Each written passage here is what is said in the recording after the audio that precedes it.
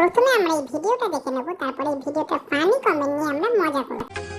তুই আমাকে টাকা দিসনি, আমি সারা রাত গাঁজা খেতে পারিনি, এখন অনেক টাকা নিয়ে এসেছি, সব গাঁজা খাবো।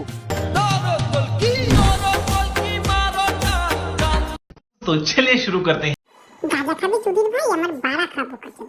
সুধীর ভাই দেওয়াল ধরে টাকা এনে আমার পাড়ার ছেলে মেয়ে খারাপ হয়ে যাচ্ছে, বোকা চোদা, রাস্তায় দেখলেই মার খা।